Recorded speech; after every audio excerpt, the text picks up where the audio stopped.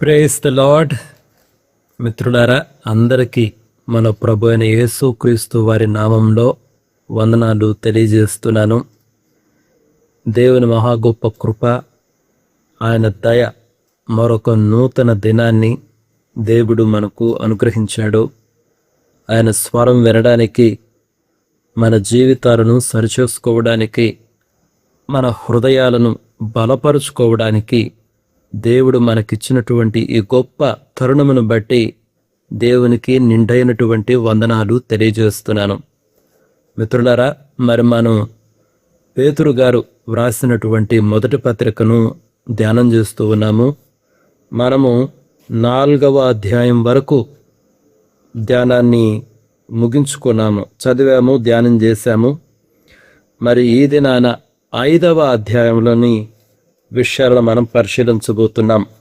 5వ అధ్యాయంలో మొదటి 3 వచనాలను ఈరోజు మనం ధ్యానం చేసుకుందాము. మొదటిగా ఆ మొదటి 3 వచనాలు నేను చదువుతాను. పేతురు గారు వ్రాసినటువంటి ఈ మొదటి పత్రిక 5వ అధ్యాయము మొదటి 3 వచనాలను నేను చదువుతాను.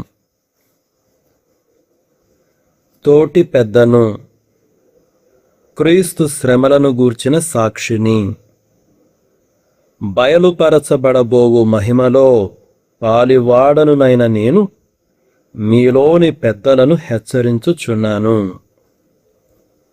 బలిమి చేత కాక దేవుని చిత్త ప్రకారము ఇష్టపూర్వకముగాను, దుర్లాభాపేక్షతో కాక సిద్ధ మనస్సుతోనూ మీ మధ్యనున్న దేవుని మందను పై విచారణ చేయుచు దానిని కాయుడి. మీకు అప్పగింపబడిన వారిపైన ప్రభువునైనట్టుండక మందకు మాదిరుడుగా ఉండుడి. చాలా శ్రేష్టమైనటువంటి విషయాలు మిత్రులారా.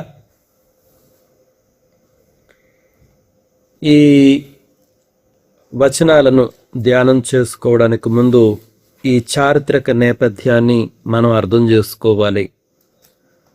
చూడండి, ఆనాటి యూదుల సంప్రదాయం ప్రకారం సమాజానికి మార్గనిర్దేశం చేయడానికి పెద్దలు ఉండేటటువంటి వారు. తొలి క్రైస్తవ సంఘాలు కూడా అదే తరహాలో తమ సంఘాలకు కొంతమంది నాయకులంటే వీళ్ళు రాజకీయ నాయకులు కాదు, ఆధ్యాత్మిక నాయకులను, పెద్దలను వాళ్ళు నియమించుకోవడం జరిగింది. అయితే మనం ఇదివరకే చాలాసార్లు వింటూ వచ్చాము, ఈ మొదటి శతాబ్దంలో విస్తారమైనటువంటి శ్రమలు, కష్టాలు ఆనాటి విశ్వాసులు ఎదుర్కోవలసి వచ్చింది.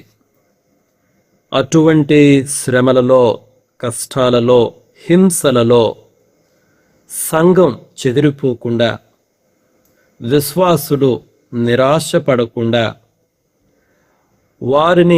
వారి విశ్వాసంలో బలపరచాలి అంటే వారికి బలమైనటువంటి త్యాగపూరితమైన క్రీస్తును పోలినటువంటి నాయకత్వం అవసరం.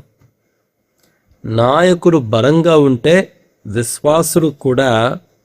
విశ్వాసులకు వాళ్ళు ఒక మాదిరిగా ఉంటారు. విశ్వాసులు కూడా వారి విశ్వాసములో స్థిరపడి ముందుకు సాగడానికి అవకాశం ఉంటుంది. కాబట్టి అటువంటి నాయకత్వం ఎలా ఉండాలో దాని లక్షణాలను పేతురు గారు ఈ వచనాల్లో చాలా స్పష్టంగా వివరించారు మిత్రులారా. ఇది చారిత్రక నేపథ్యం. మిత్రులారా, ఇప్పుడు మనం ఏం చేద్దామంటే ఈ వచనాలలో మనం 3 వచనాలు చదివాం కదా, ఈ 3 వచనాలలో ప్రాముఖ్యమైనటువంటి పదాలను, అంశాలను మనం ఒకసారి పరిశీలన చేద్దాం. మీరు కానీ ఈ మొదటి వచనం చూసినట్లయితే, తోటి పెద్దను, క్రీస్తు శ్రమలను గురించిన సాక్షిని, ఈ పదాలను మనం గమనించాలి. పేతురు గారు తన్ను తాను ఎలా పరిచయం చేసుకుంటున్నారో చూడండి. తోటి పెద్దను అని తన్ను తాను పరిచయం చేసుకుంటున్నారు. ఆయన యేసుక్రీస్తు ప్రభువారి యొక్క అపోస్తలుడు అయినప్పటికీ తన్ను తాను హెచ్చించుకోకుండా ఇతర సంఘ నాయకులతో సమానంగా తోటి పెద్దను అని పిలుచుకుంటున్నాడు. ఇది ఈ మాటలు పేతురు గారిలో ఉన్నటువంటి దీన మనస్సునకు సూచన అన్నటువంటి విషయాన్ని మనం గమనించాలి. అదేవిధంగా క్రీస్తు శ్రమలను గూర్చిన సాక్షిని అన్నటువంటి పదం కూడా మనం గమనించాలి. మనందరికీ తెలిసిందే, పేతురు గారు యేసుక్రీస్తు ప్రభువారితో ఆ 3.5 సంవత్సరాలు ఆ పరిచర్య అంతా ఆయన చూశారు. అంత మాత్రమే కాదు గాని యేసుక్రీస్తు ప్రభువారి యొక్క శిలువ శ్రమలను కళ్ళారా చూసినటువంటి వ్యక్తి. ఆ అనుభవంతో తాను ఇక్కడ మాట్లాడుతున్నాడు అన్నటువంటి విషయాన్ని ఆయనే తెలియజేస్తున్నాడు.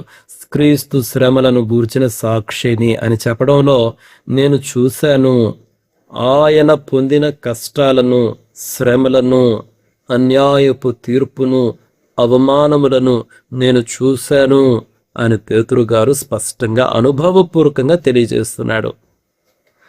ఆ తర్వాత ఇదే వచనంలో మహిమలో పాలివాడను అన్నటువంటి పదం కూడా గమనించండి. ఏ మహిమలో? చూడండి, క్రైస్తవులకు దేవుడు ఒక మహిమను వాగ్దానం చేసి ఉన్నాడు. ఈ లోక యాత్ర తరువాత దేవుడు తన నిత్య మహిమలోనికి ఈ విశ్వాసులను ఆహ్వానిస్తున్నాడు. కాబట్టి ఈ శ్రమల తరువాత వచ్చే ఆ నిత్య మహిమలో మనందరము ఉంటాము, ప్రవేశిస్తాము అన్నటువంటి నిరీక్షణను ఈ మాటల ద్వారా పేతురు గారు ఆనాటి విశ్వాసులలో ఆయన ఈ నిరీక్షణను రేకెత్తిస్తున్నాడు. మిత్రులారా, ఈ పదాలు ఈ మొదటి వచనంలో ప్రాముఖ్యమైనటువంటి పదాలు.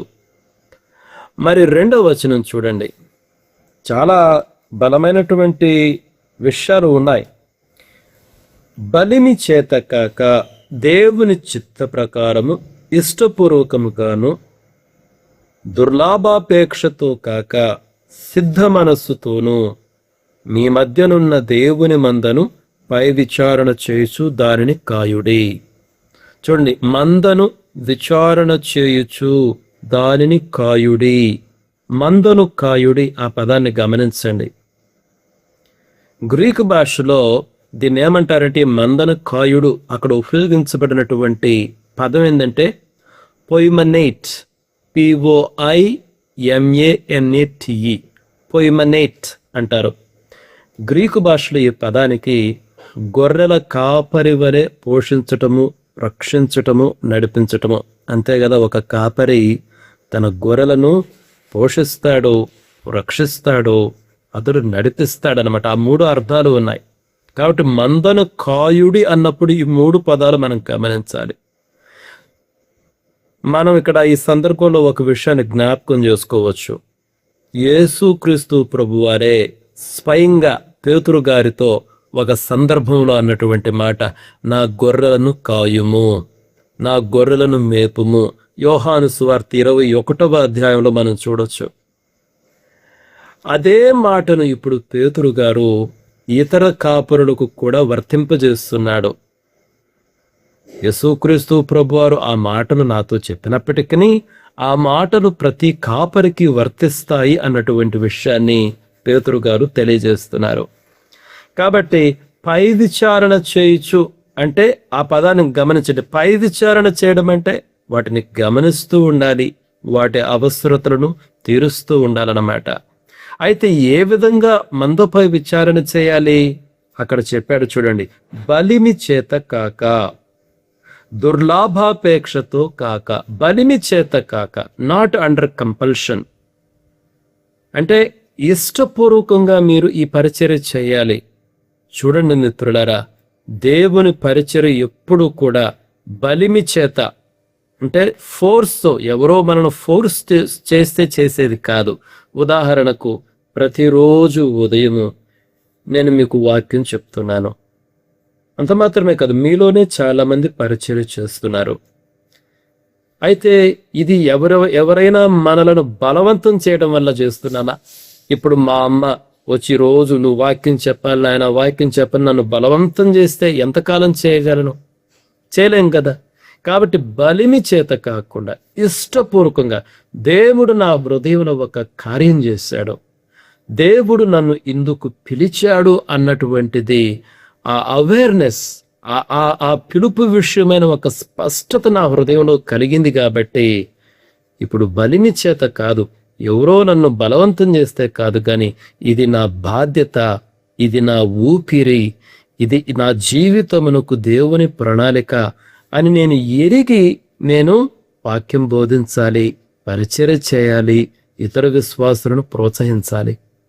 అదే పేతురు గారు చెప్తున్నారు, బలిమి చేత చేయవద్దు. అదేవిధంగా దుర్లాభాపేక్షతో కాక ఎలా చేయాలంటే సిద్ధ మనస్సుతో చేయాలి. అది కూడా సిద్ధపడిన మనస్సు. దేనికి సిద్ధపడిన మనస్సు? నేను నా పిలుపు ఎరిగినప్పుడు నాకు సిద్ధపడిన మనస్సు వస్తుంది. నా పిలుపు నాకు స్పష్టంగా తెలిసినప్పుడు నా మనస్సు, నా హృదయం సిద్ధపడుతుంది. నేను సేవ చేయాలి, కష్టమైనా చేయాలి, నష్టమైనా చేయాలి, అవమానములైనా చేయాలి, శ్రమలైనా చేయాలి. కాబట్టి దుర్లాభాపేక్షతో కాక, అంటే నాకు ఏదైనా డబ్బు వస్తుంది, నాకు పేరు ప్రతిష్టలు వస్తాయి, నేను ఏదో ఒక రీతిగా నేను అందరికన్నా గొప్పవాడినయ్యాలి అని, అంటే ఒక రకమైన స్వార్థపూరితమైనటువంటి వ్యాపారంగా సేవను చేయకూడదు మిత్రులారా. అదే ఇక్కడ పేతురు గారు చెప్తున్నారు, not for a shameful gain, అంటే దుర్లాభాపేక్షతో కాదక ఇష్టపూర్వకంగా, విల్లింగ్లీ, సిద్ధపడినటువంటి మనసుతో మీరు పరిచర్య చేయండి. ఎంత శ్రేష్టమైనటువంటి మాటలు ఉన్నాయి. అదేవిధంగా 3వ వచనం చూస్తే, ప్రభువునైనట్టుండక మందకు మాదిరుడుగా ఉండుడి. ప్రభువునైనట్టుండక, ఆ పదం జ్ఞాపకం చేసుకోండి. దీని అర్థం ఏంటంటే మనుషులపై పెత్తనం చెలాయించడం లేదా నిరంకుశంగా ప్రవర్తించటం. నిరంకుశంగా అంతా నేను చెప్పినట్టే జరగాలి, నేను కూర్చోమంటే కూర్చోవాలి, నిలబడమంటే నిలబడాలి, ఇదంతా నాదే, నేనే దీని పైనంతటా అధికారిని అన్నట్టు మనం ఎప్పుడు కూడా పరిచర్య చేయకూడదు. మనము కేవలం దాసుడు. అనేక సార్లు నేను చెప్తూ ఉంటాను, నేను దాసుడను, నేను పనివాడిని, నా పని కేవలము సేవ చేయటం వరకే, అంతేగాని జనాల పైన, వాళ్ళ తలల పైన నా కాలు పెట్టాలనుకోకూడదు. చాలాసార్లు అలా ఉంటుంది చూడండి. వాళ్ళ తలల పైన నా అధికారాన్ని చూపించడానికి ప్రయత్నం చేయకూడదు. నేను ప్రభువుని, నేను చెప్పిందే జరగాలి అంటే అది చాలా wrong understanding of God's ministry. దేవుని పిలుపును గురించిన సరైన అవగాహన కాదు. నేను దాసుడును, నేను కేవలము పనివాడిని, నేను సేవకుడును. ఈ పొలములో పనిచేయుటకు దేవుడు నన్ను పిలిచాడు, అంతేకాని ఈ పొలమునకు యజమానుడు ప్రభువు. ఆయన పొలంలో నేను ఎక్కడ పని చేయాలి, ఏ రీతిగా పని చేయాలి, ఎవరితో పని చేయాలి, ఏ సమయంలో పని చేయాలి, ఇదంతా నాయకుని ఇష్టం, నా యజమానుని ఇష్టం. ఆయన నన్ను పిలిస్తే నేను పరుగెడుతాను, ఆయన నన్ను కూర్చోమంటే నేను కూర్చుంటాను. ఆయన పిలుపు కొరకు నేను ఎదురు చూస్తూ ఉండాలి మిత్రులారా. ఇది చాలా ప్రాముఖ్యమైనటువంటి విషయం. అది మాదిరిగా ఉండుడి అనొచ్చు. అందుకనే ఆ ఒక 3వ వచనం చూడండి, మందకు మాదిరుడుగా ఉండండి. ఏ రకంగా మాదిరిగా ఉండాలి? నేను శాసించకూడదు, వాళ్ళ నుంచి ఏదో ఆశించకూడదు. అయితే ప్రేమ ఉండాలి నాలో, ఓర్పు ఉండాలి, సహనం ఉండాలి, నిస్వార్థమైనటువంటి పరిచర్య ఉండాలి, వాక్యము చెప్పిన, దేవుని మాటలు చెప్పినట్టుగానే ఉండాలి. ఈ రకమైనటువంటి మాదిరిగా ఉండాలి అని పేతురు గారు జ్ఞాపకం చేస్తున్నారు. ఇవి ఈ 3 వచనాల్లో ప్రాముఖ్యమైనటువంటి పదాలు మిత్రులారా.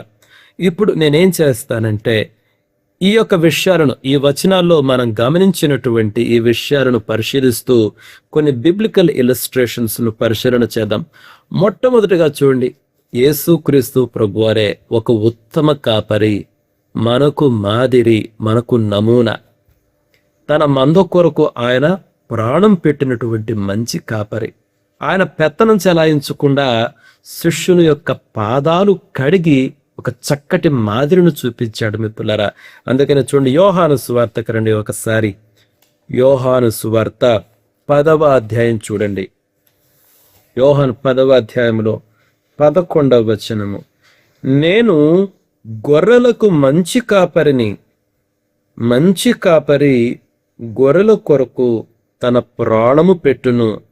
జీతగాడు గొర్రెల కాపరి కాడు గనుక గొర్రెలు తనవి కారందున తోడేలు వచ్చుట చూచి గొర్రెలను విడిచిపెట్టి పారిపోవును.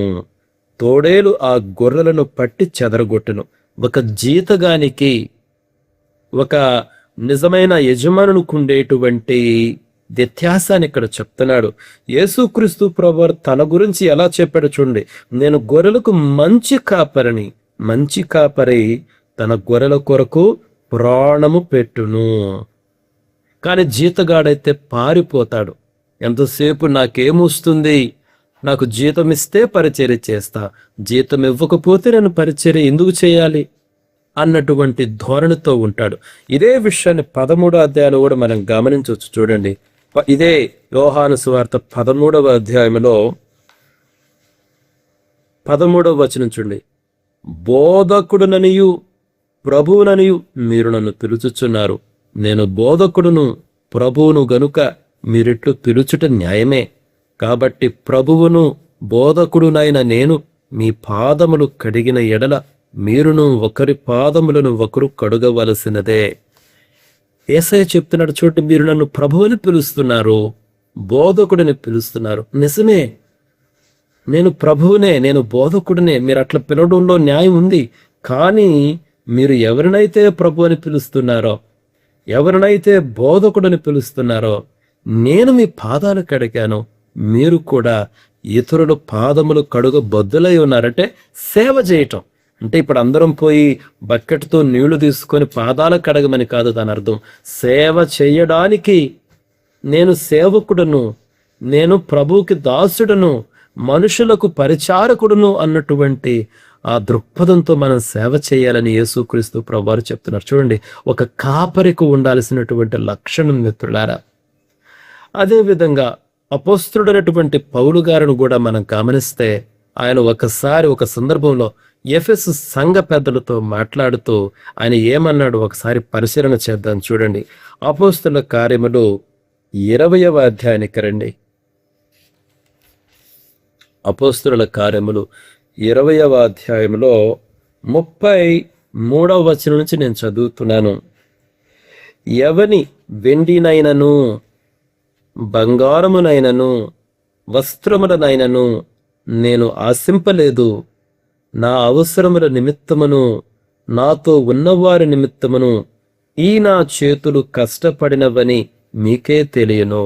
పౌలు గారు, నేనెప్పుడూ ఆశించలేదు ఎవరి బంగారమును కానీ ఎవరి వస్త్రములను కానీ దేనిని ఆశించలేదు. అయితే నేను నా కొరకు నేను కష్టపడుతూ, నాతో ఉన్నవారి అవసరతల కొరకు కూడా నేను కష్టపడుతూ వచ్చాను. మిత్రులారా, ఈ విషయాన్ని మనం గమనించాలి, మనం నేర్చుకోవాలి. నా దగ్గర ఉన్నటువంటి వాళ్ళు చాలా మంది ఉన్నారు. నేను వాక్యం చెప్తున్నాను కదా అని చెప్పేసి వాళ్ళ దగ్గర ఏదో ఒకటి తీసుకోవడానికి నేను ప్రయత్నం చేయకూడదు మిత్రులారా. అది చెడ్డ స్వభావం. నిస్వార్థంతో వారి అవసరతలు తీర్చడానికి నేను నా దగ్గర ఉన్నదాన్ని ఖర్చు పెట్టాలే కానీ నేను చెప్తున్నాను కదా అని చెప్పి ఏదో ఒక రీతిగా వారి నుంచి నేను పొందుకోవాలి అనుకుంటే అది చెడ్డ కాపరికి సూచన అన్నటువంటి విషయాన్ని మనం గమనించాలి. అదేవిధంగా మీరు గమనించండి, దావీదు మహారాజు గురించి ఒక్కసారి ఆలోచన చేయండి. ఆయన కూడా ఒక నమ్మకమైనటువంటి కాపరి. ఆయన గొర్రెలను నమ్మకంగా కాస్తున్నాడు, దేవుని యందు భయభక్తులు కలిగి కాస్తున్నాడు. కాబట్టి ఇజ్రాయేలీలను ఏలడానికి దేవుడు దావీదు గారిని ఏర్పరచుకున్నాడు అన్నటువంటి విషయంలో గమనించాలి. ఒకసారి కీర్తనల గ్రంథంలో ఒక చక్కటి మాట ఉంటుంది. కీర్తనల గ్రంథము 78వ కీర్తన, 78వ కీర్తనలో 70వ వచనం చూడండి. తన దాసుడైన దావీదును కోరుకొని గొర్రెల దొడ్లలో నుండి అతన్ని పిలిపించెను. పాడి గొర్రెలను వెంబడించుట మాన్పించి తన ప్రజలైన యాకోబును తన స్వాస్థ్యమైన ఇజ్రాయేలును మేపుటకై ఆయన అతనిని పిలిచాను. ఎందుకు పిలిచాడంట? మేపుటకు పిలిచాడు. చూడండి, అతడు యథార్థ హృదయుడై వారిని పాలించెను, కార్యముల యందు నేర్పరి అయి వారిని నడిపించెను. ఎంత చక్కగా రాశాడు కదా! యథార్థ హృదయుడై పాలించెను, కార్యముల యందు నేర్పరి అయి వారిని నడిపించను. నేర్పరితనం కూడా ఉండాలి మిత్రులారా. నేర్పరితనం అంటే తన మందని కాసేటువంటి నేర్పరితనము, శత్రువుల నుంచి కాపాడే నేర్పరితనం కూడా కాపరికి ఉండాలి. అందుకనే కాపరి ఎప్పుడు కూడా వాక్యములో స్థిరపడినటువంటి వ్యక్తి అయి ఉండాలి, వాక్యమును ఎరిగిన వ్యక్తి అయి ఉండాలి. అందుకని మీరు చూడండి, యేసుక్రీస్తు ప్రభువారు ఎన్నుకున్న నాయకులు గాని ప్రవక్తలు గాని వారు దేవుని మాటల యందు స్థిరపడినటువంటి. దేవుని మాటలు అంటే ఏంటి? దేవుని యొక్క హృదయము, ఆయన ఉద్దేశ్యములు, ఆయన ఉద్దేశ్యములను ఆయన హృదయములను ఎరుగనటువంటి వాడినైతే నేను నేర్పరిని కాదు మిత్రులారా. కాబట్టి దావీదు మహారాజు చెప్తున్నాడు, ఒక నేర్పరి అయి నడిపించి తిని యథార్థ హృదయుడని పాలించిన. ఈ రెండు పదాలు, యథార్థత ఎంత అవసరమో, నిజాయితీ ఎంత అవసరమో, మాదిరికరమైన జీవితం ఎంత అవసరమో మిత్రులారా, నేర్పరితనము అన్నటువంటిది అవసరం మిత్రులారా. ఈ రోజుల్లో చాలా విచారకరమైన విషయం కొన్ని చోట్ల నేను వింటున్నాను. అమావాస్య ప్రార్థనలని వింటున్నాను, పున్నమి ప్రార్థనలను వింటున్నాను, ఇంత ఫుల్ మూన్ ప్రేయర్స్ అని వింటున్నాను. రకరకాలు చూస్తుంటే జనాలు పోతున్నారు. అయ్యో, ఎంత విచారకరమైనటువంటి విషయం మిత్రులారా. అవి దేవుని వాక్యానుసారము కాదు. అందుకని వాక్యము ఎరిగినటువంటి వ్యక్తి సేవకుడైతే అది ఎంతో మేలు ప్రజలకు. అది ఒక చక్కటి మార్గంలో వాళ్ళు నడిపించగలరు. కాబట్టి దావీదు తన గురించి తాను ఇచ్చుకుంటున్నటువంటి సాక్ష్యం చూడండి. ఇది ఎన్నో కీర్తన అని చెప్పాను, ఇది 72వ కీర్తన అని చెప్పాను కదా. 78, క్షమించండి, ఇది 78 కదా నేను చదివింది. ఇది ఆసాపు కీర్తన అని ఉంది పైన చూడండి. ఆసాపు కీర్తనలో దావీదు గురించి ఈ విధంగా వ్రాయడం జరిగింది మిత్రులారా. ఒకప్పుడు సాధారణమైనటువంటి గొర్రెలను ఆయన మేపుతున్నాడు. అయితే ఇప్పుడైతే దేవుడు ఇజ్రాయేలు ప్రజలను పిలవడానికి ఆయనను పిలిచాడు, యథార్థ హృదయుడై పాలించాడు, కార్యముల యందు నేర్పరి అయి నడిపించాడు. ప్రతి కాపరి, ప్రతి బోధకుడు ఈ విషయాలను గమనించాలి. అదేవిధంగా సమూయేలు ప్రవక్త గురించి ఆలోచించండి. ఇజ్రాయేలు ప్రజలకు ఒక నాయకుడిగా తన జీవితమంతా పనిచేసినటువంటి వ్యక్తి. అయితే తన పదవిని అడ్డం పెట్టుకొని ఎవరి దగ్గరైనా లంచం గాని ఆస్తి గాని తీసుకోలేదని ఆయన ప్రజలందరూ ఎదుట సాక్ష్యం పలికాడు. ఒకసారి సమూయేలు మొదటి గ్రంథానికి రండి. సమూయేలు మొదటి గ్రంథంలో 12వ అధ్యాయము 12వ అధ్యాయములో 3-4 వచనాలు. నేను మీ కార్యములు 13వ వచనం. ఇదిగో నేనున్నాను, నేనెవని ఎద్దునైనా తీసుకుంటినా, ఎవని గర్ధబమునైనా పట్టుకుంటినా, ఎవనికైనా అన్యాయము చేసి తినా, ఎవనినైనా బాధ పెట్టి తినా, న్యాయము నాకు అగపడకుండా ఎవని యొద్దనైనా లంచము పుచ్చుకొట్టినా, అలాగు చేసిన ఎడల యెహోవా సన్నిధిని ఆయన అభిషేకము చేయించిన వాని ఎదుటను వాడు నా మీద సాక్ష్యము పలుకువలెను. అప్పుడు నేను మీ ఎదుట దానిని మరలా ఇత్తున. నేను చూడండి, ఆయన ఎంత చక్కగా చెప్తున్నాడు. ఎవరి దగ్గర ఆశించిన నీ ఎద్దుని నాకి, లేకపోతే నీ గాడిదని నాకి, నీ ఆస్తి నాకి, నాకు లంచమి, నీకు అట్లా చేస్తాను, ఇలా చేస్తాను. అయ్యో, అసలు చనిపోయేటప్పుడు కాదులండి, ఇక ఒక రాజుని ఏర్పరిచే ముందు ఈ మాటలు అన్నటువంటి మాటలు. మిత్రులారా, ఒక విషయం చూడండి, చనిపోయే ముందు మనము ధైర్యంగా చనిపోవాలి అంటే కొన్ని విషయాలు, అంటే నేను వ్యక్తిగతంగా గమనించినటువంటివి, మరణముని ఎలాగూ నేను ధైర్యంగా ఎదుర్కొనగలంటే, ఒకటి ప్రేమ, ఒకటి 2 క్షమాపణ, ఒకటి అంటే ప్రేమించే వ్యక్తిగా ఉండాలి, క్షమించే వ్యక్తిగా ఉండాలి, 3వది యథార్థత ఉండాలి, నీతి న్యాయాలు యథార్థత ఉండాలి. నేను డబ్బును ఆశించి కానీ ఏదో ఒక మేలును ఆశించి నేను ప్రజల వెంటబడితే అయ్యో, అది నాకు శ్రమ, మరణమును నేను డైరెక్ట్గా ఎదుర్కోలేను, భయపడాల్సి వస్తాయి. కానీ ఏ వ్యక్తి అయితే ప్రేమిస్తాడో ప్రేమ, క్షమాపణ, నీతి న్యాయములు, యథార్థత మిత్రులారా, వీరు మరణమునకు భయపడరు మిత్రులారా. నిజంగా సమూయేలు అన్న మాట చూడు, ఒక జీవితం అండి, ఒక జీవితాంతం పరిచర్య చేశాడు. ఇప్పుడు అంటున్నాడు, ఎవరి దగ్గర నేనేమైనా తీసుకున్నానా? ఆ తర్వాత మీరు మోషే గురించి ఆలోచన చేయండి. సంఖ్యాకాండంలో దేవుడే చెప్తాడు 12వ అధ్యాయంలో, అతడు భూమి మీద ఉన్న వారందరిలో మిక్కిలి సాత్వికుడంట. నిరంకుశత్వం లేదు, ఒక డిక్టేటర్షిప్ కాదు. ఇప్పుడు ఒక బోధకుడు అంటే, ఒక కాపరంటే డిక్టేటర్గా ఉండకూడదు, నేను చెప్పిందే జరగాలని ఉండకూడదు. ప్రతి విశ్వాసికి ఒక స్వాతంత్రం ఉన్నది, ఒక స్వేచ్ఛ ఉన్నది. ఆ స్వేచ్ఛ అదే కదా గలతీయులకు రాసిన పత్రికలు పౌలు గారు అంటారు, మన స్వాతంత్రమును అనుభవించుట కొరకే దేవుడు మనలను విమోచించాడు. అయ్యో, కొన్ని చోట్ల నేను చూడలేదు, వింటూ వస్తున్న కొంతమంది అయితే వాళ్ళ బట్టలు ఉతికిస్తారంట. వాళ్ళకి ఆ సంఘంలో వాళ్ళు వంట చేసి పెట్టడమే వాళ్ళ జీవితము. వాళ్ళ చెప్పులు కూడా మోయాలంట విశ్వాసులు. వాళ్ళు వచ్చి చెప్పులు కూడా మోయాలి, ఆ చెప్పులు కూడా ప్రక్కన పెట్టాలి, ఆ చెప్పులు కూడా దుడవాలి, వాళ్ళకి టవల్ అందించాలి, వాళ్ళ బైబిళ్ళు మొయ్యాలి. ఏమిటండి పద్ధతులు? They are bad examples. They are bad examples. అవసరమైతే మంచంలో నుంచి దిగలేని పరిస్థితి ఉంటే నా చెప్పులు తొడగండి, బట్టలు వేసుకోలేని పరిస్థితి ఉంటే బట్టలు వేయండి, అది న్యాయం. నా బైబిల్ మోసే శక్తి నాకు లేకపోతే నా బైబిల్ మోయండి, అది న్యాయం. ఎంత బ్యాడ్ ఎగ్జాంపుల్స్ కదా అది. అయితే మోషే ఎంత గొప్ప నాయకుడు, కానీ భూమి మీద మిక్కిలి సాత్వికుడు అంట. అసలు ఒక డిక్టేటర్కి సాత్వికం కలిగినటువంటి మనిషికి ఎంత వ్యత్యాసం ఉందో చూడండి. మోషేకు దీన మనస్సు కలిగినటువంటి నాయకుడు మోషే మిత్రులారా.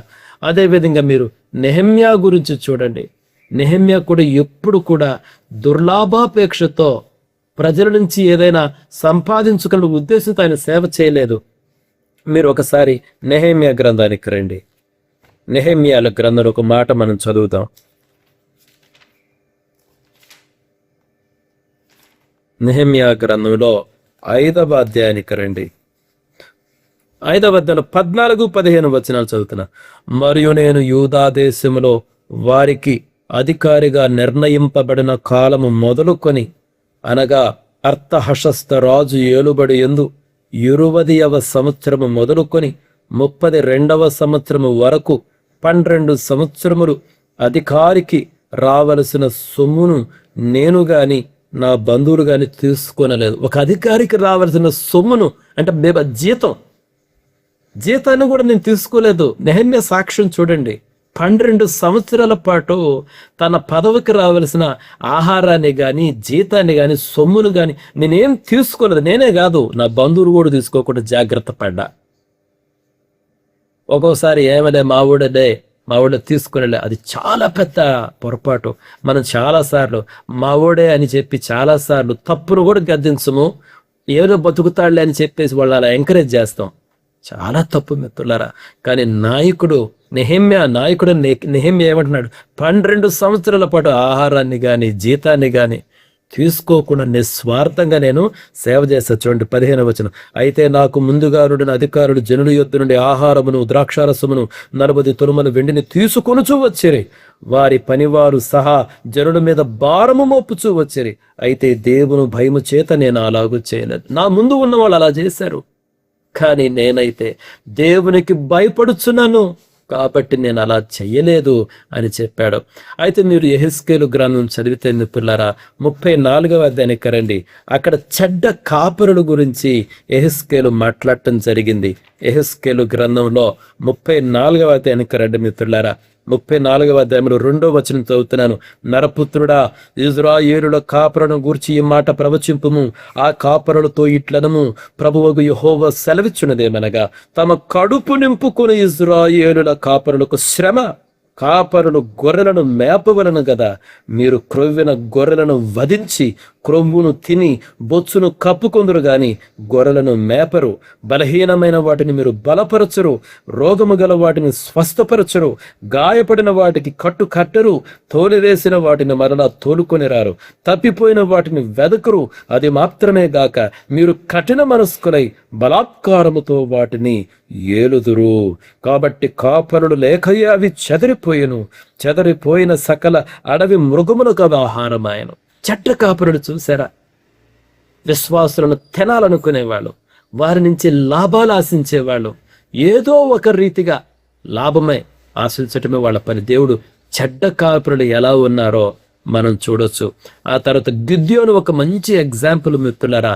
ఆ గొప్ప విజయం తర్వాత ఆ ప్రజలు చెడుగుతారు, నువ్వు నీ కుమారుడు మా పైన రాజులుగా ఉండండి, ఏలుబడి చేయండి, పెత్తనం చేయండి అంటే అసలు గిద్యోను ఎంత మంచి మాట అంటాడో తెలుసా? న్యాయాధిపతుల గ్రంథానికి రండి, ఒక మాట చదువుదాం. 8వ అధ్యాయంలో 22వ వచనం చూడండి. అప్పుడు ఇజ్రాయేలుడు గిద్యోనుతో, నీవు మిద్యానీయుల చేతిలో నుండి మమ్మల్ని రక్షించితివి గనుక నువ్వు నీ కుమారుడును మమ్మల్ని ఏలవలనని చెప్పిరి. అందుకు గిద్యోను, నేను మిమ్మల్ని ఏలను, నా కుమారుడును మిమ్మల్ని ఏలరాదు, యెహోవా మిమ్మల్ని ఏలునని చెప్పిన. గిద్యోను యొక్క హృదయం చూసారా? ఎంత గొప్ప అద్భుతం కదా. మీరు బాప్తిస్మిచ్చి యోహాను గురించి ఆలోచన చేయండి.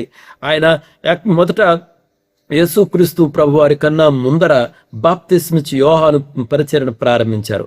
చాలా మంది బాప్తిస్మిచ్చి యోహాను వెంబడిస్తున్నారు. అయితే ఎప్పుడైతే యేసుక్రీస్తు ప్రభు వారు వచ్చారో బాప్తిస్మిచ్చి యోహాను తగ్గిపోవటం ప్రారంభించాడు. అందుకని ఆయన అంటాడు, ఆయన హెచ్చవలసి ఉన్నది, నేను తగ్గవలసి ఉన్నది అని చెప్పి తన దగ్గర ఉన్నటువంటి శిష్యులను యేసుక్రీస్తు ప్రభు వైపునకు నడిపించాడు బాప్తిస్మిచ్చి యోహాను. మిత్రులారా, అది నిజమైనటువంటి కాపరి లక్షణము. నా స్థితి నేను ఎరిగి ఉండాలి, నా యొక్క పరిమితి నేను ఎరిగి ఉండాలి. ఒక యజమానుడు ఉన్నాడు, నేను పొలములో కేవలము పనివాడును, యజమానుడు హెచ్చవలసి ఉన్నది, నేను తగ్గవలసి ఉన్నది. కాబట్టి మిత్రులు, నేను ముగించే ముందు చూడండి, కాపరికి ఉండాల్సిన లక్షణం ఏంటంటే సేవా దృక్పథం ఉండాలి. సేవ చెయ్యాలి, నేను హృదయ ఉద్దేశాలు స్వచ్ఛంగా ఉండాలి. పేరు ప్రఖ్యాతులు గాని లేదా దుర్లాభాపేక్షతో గాని కాక సిద్ధపడిన మనసుతో సేవ చేయాలి.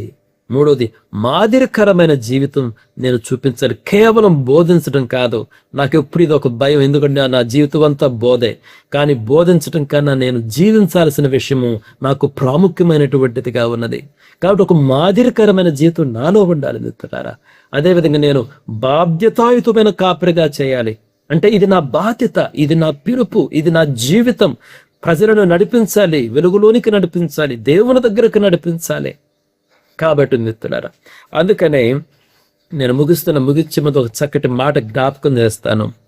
ఓస్వాల్డ్ శాండర్స్ అనేటువంటి ఒక గొప్ప సేవకుడు ఉన్నాడు. ఆయన నాయకత్వం గురించి, ఆధ్యాత్మిక నాయకత్వం గురించి ఈ విధంగా చెప్తాడు. చూడండి, నిజమైన ఆధ్యాత్మిక నాయకత్వం అధికారం చెలాయించడంలో లేదు, క్రీస్తు వలె ఇతరుల కోసం తనను తాను తగ్గించుకొని సేవ చేయడంలోనే ఉంది. కాబట్టి నిజమైనటువంటి నాయకుని యొక్క లక్షణం ఏంటంటే అధికారం చెలాయించడం కానే కాదు, కానీ నేను పాదముల దగ్గరకు వంగి నేను సేవ చేయాలి, అందులోనే ఉంది మిత్రులారా. కాబట్టి ఈ విషయాలను గ్రహించడానికి దేవుడు మనలో ప్రతి ఒక్కరికి సమృద్ధి అయిన కృపను అనుగ్రహించాలని కోరుకుంటూ ముగిస్తున్నాను. May God bless each one of you. Thank you.